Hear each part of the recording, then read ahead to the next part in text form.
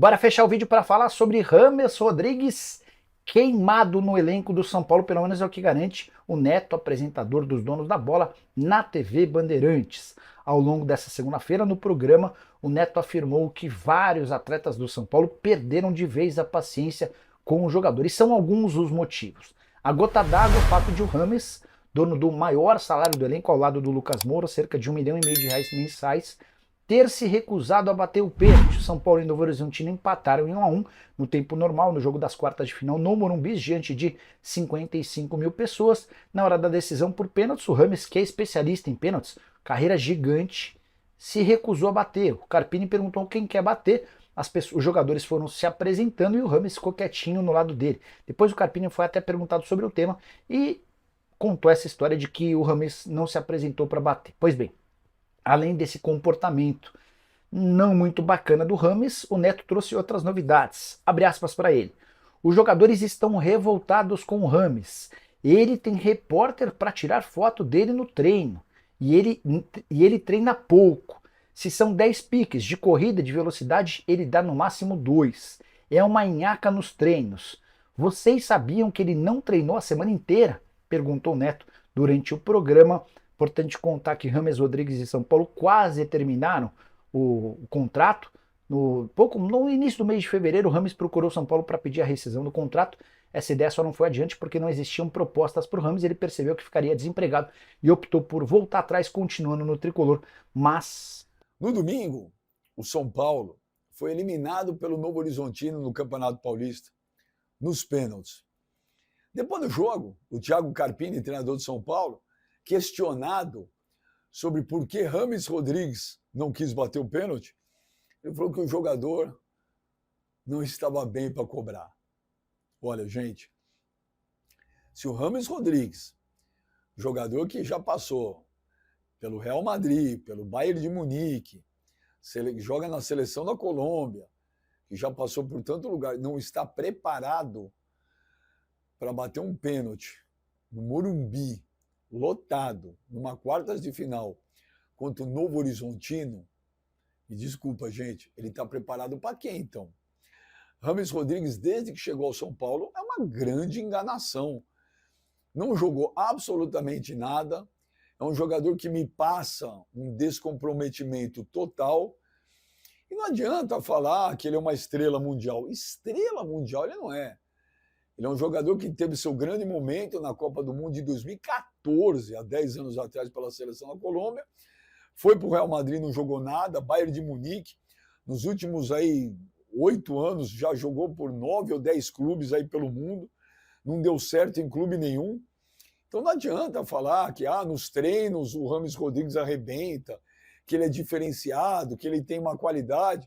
O que adianta arrebentar no treino e não estar preparado para cobrar um pênalti contra o Novo Horizontino no Morumbi?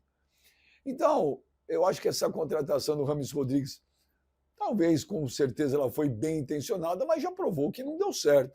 Bom, vamos lá. A informação que eu tenho é que o James não estava à vontade para bater o pênalti, de fato. E alguns atletas ainda na zona mista, o próprio Lucas fala em, não sei, estava no cara ou coroa, não sei por que realmente ele não quis bater. E aí eu fui a fundo, né, pesquisar ou apurar o que tinha ocorrido, e toda a minha apuração foi num único caminho, que o James não estava se sentindo à vontade para bater o pênalti. E aí, assim, os motivos, tinha pouco tempo no jogo, estava, entre aspas, frio, porque ele bate uma falta perigosíssima, e ele bate mal, ele bate no meio da barreira. Não estava se sentindo bem, de repente aquela falta lá foi um indício de que, de repente, ele não estava confiante, perdeu a confiança, ele bate um escanteio bem, depois ele bate um escanteio muito mal, que o primeiro jogador ali na entrada da área já tira. Então, assim, me deram esse argumento. De repente ele não estava se sentindo bem, porque estava frio ainda do jogo, não estava sentindo o calor do jogo ainda, e não se sentiu à vontade. Mas fato é que o James não estava bem para cobrar, e por isso foi postergando a questão da lista. Tinha o Diego Costa ainda, quando começaram as cobranças alternadas, Porque o Diego Costa bate pênalti, bate bem, e é um jogador que tem confiança, e é um jogador que tem ali a personalidade. Então, assim, o Diego foi escolhido. Outros jogadores poderiam até ser escolhidos ali quando começaram as cobranças alternadas, mas fato é que o Rames não se sentiu à vontade para bater o pênalti. Aí fica a questão para o torcedor.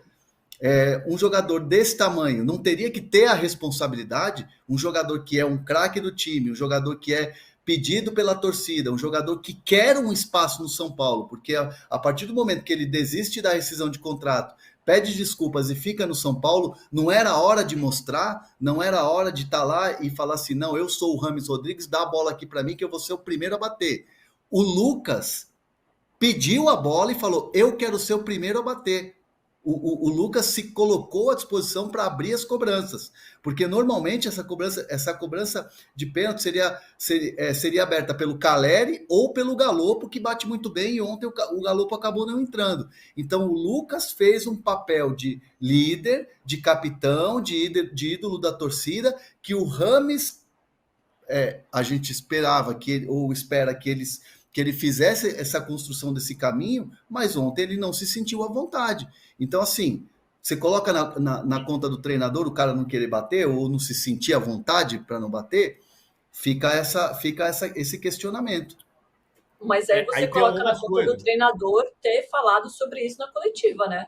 Porque coloca o peso inteiro da torcida em cima dele. A torcida está exatamente fazendo essa pergunta. Por que ele não bateu? E aí o Carpini colocou na conta dele. Aí eu tenho duas histórias, vamos ver se vai ao encontro do que o Hernan tem ou se não. Primeiro, o Rames não treinou a semana toda, foi treinar na sexta-feira. Sim. E esse é um ponto importante. Ele não treinou a semana inteira, foi treinar na sexta-feira. Então, quando o Morumbis inteiro pede Rames, você não tem, a torcedor não tem a informação de que ele não está treinando. Ele treinou na sexta-feira fazendo a fisioterapia. Bom, acabado o jogo, o Rafinha pediu para fechar a porta do vestiário e disse, professor, a gente quer pedir desculpa porque a gente não conseguiu produzir hoje, a gente está com o senhor, estamos com você. O entendimento é que o trabalho é bom, o entendimento do grupo de jogadores é que o trabalho é bom e o grupo de jogadores não quer mudança. Esse é um ponto importante. E o grupo de jogadores está olhando num tom não de cobrança. Todo mundo acha o Rames gente boa. Um tom crítico em cima do Rames. A palavra é exata. Isso está acontecendo. Para o Rames. Por quê? Porque o Rames vai para os trabalhos físicos num nível de intensidade muito inferior ao que o grupo está fazendo. Então, é assim, os relatos são, enquanto o Rafinha dá 3 tiros de 100 metros, o Rames está coçando a cabeça e dá 1. Então, nesse ponto, o Rames fisicamente não consegue se condicionar para jogar no nível que o futebol brasileiro pede. E nesse ponto não é culpa do Carpini. Certo? Ou seja, tem um tom crítico do grupo em relação ao trabalho que o Rames Rodrigues está desenvolvendo hoje. Isso não significa que o Rames não possa se recuperar, trabalhar 2 semanas no nível de intensidade total e jogar muito bem daqui para frente. Mas hoje, o que o Rames treina, ele não pode jogar. André, mas tem uma pergunta boa aqui do Daniel Silvano. A indignação dele é que as últimas alterações para bater o pênalti, ele colocou o Rames e não o Galopo, que estava no banco. Por quê? Mas aí é uma questão de situação de jogo.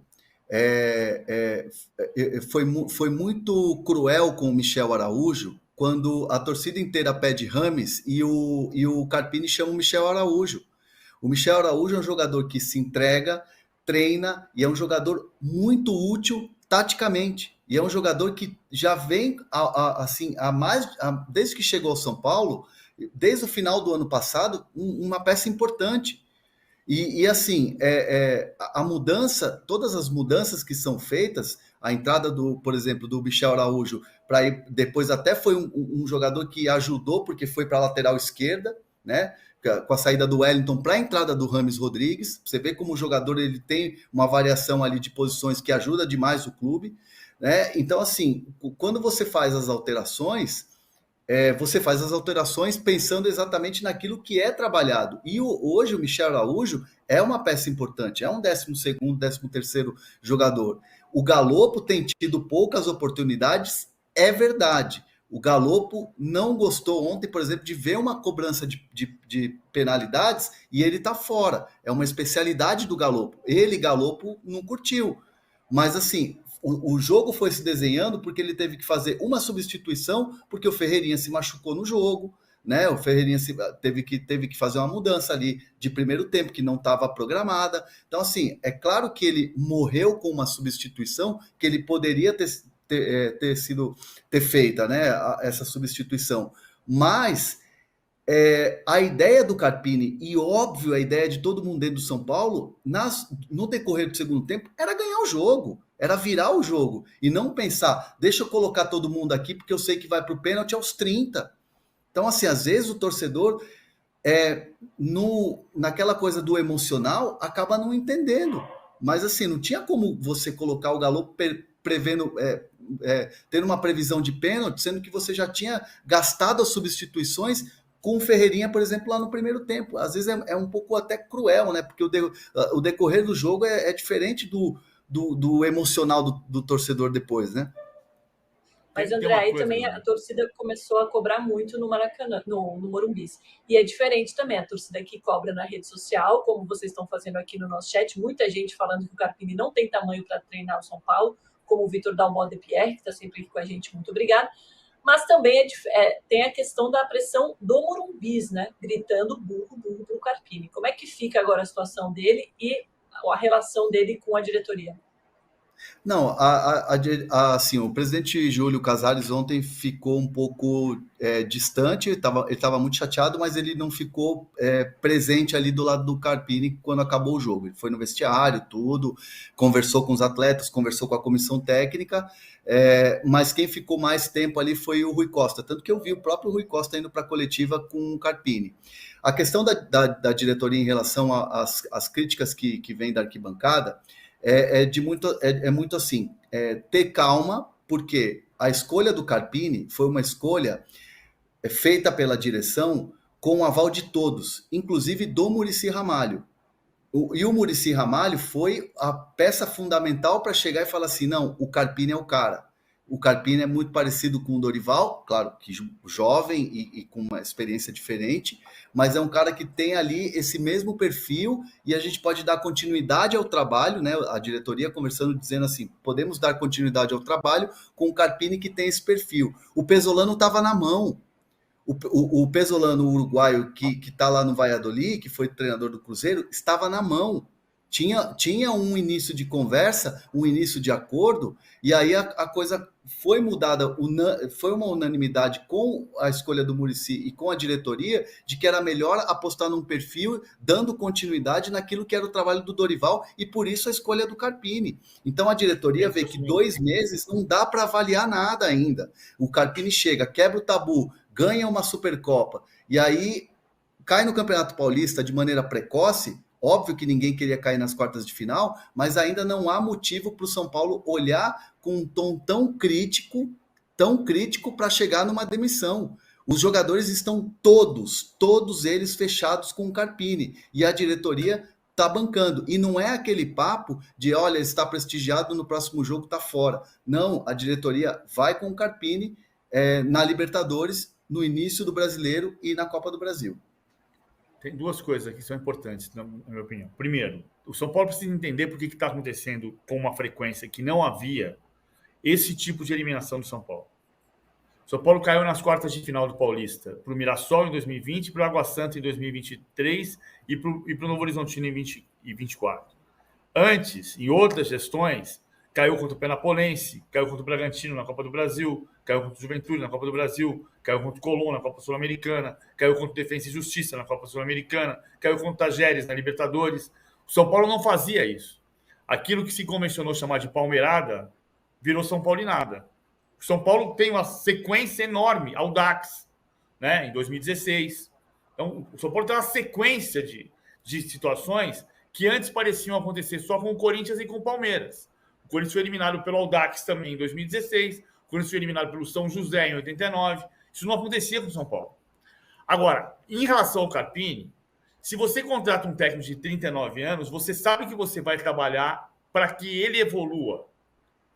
Ele tem a juventude é um ingrediente a favor, mas é evidente que ele tem muita coisa para crescer. Por exemplo, ontem, na alteração do Eric, na saída do Ferreirinha para a entrada do Eric, uma hipótese para corrigir aquilo que falou com o Eduardo Batista agora há pouco, da amplitude do lado direito, era jogar o Eric para o lado direito, porque o Eric dá amplitude na direita, e jogar o Lucas para a esquerda. Era uma simples mudança de lado, porque aí quem ia dar amplitude pela esquerda ia ser o Wellington, com o Lucas como ponta de lança, e o Eric vinha dar amplitude pela direita e você abria a defesa do Novo Horizontino. Isso é o olhar do estrategista, que o Carpini ontem não teve. E eu também não quero ser engenheiro de obra pronta, porque eu estou dando aqui uma sugestão que podia não dar certo. Eu teria pensado assim, e ele não pensou. Agora, não é por isso que deu errado. Você contrata um técnico de 39 anos porque ele tem um potencial gigantesco. Hoje, demitir é mais do mesmo, e não vai acontecer demissão. A diretoria de São Paulo está, assim como o grupo está todinho fechado com o Carpini, a diretoria tem o consenso de que não é para trocar técnico. E não vai trocar. Agora, tem coisa para evoluir. Ele tem 14 jogos pelo São Paulo, dos quais, em um, ele quebrou o tabu de Itaquera, e em outro, ele ganhou a Supercopa do Palmeiras. Em 14 jogos.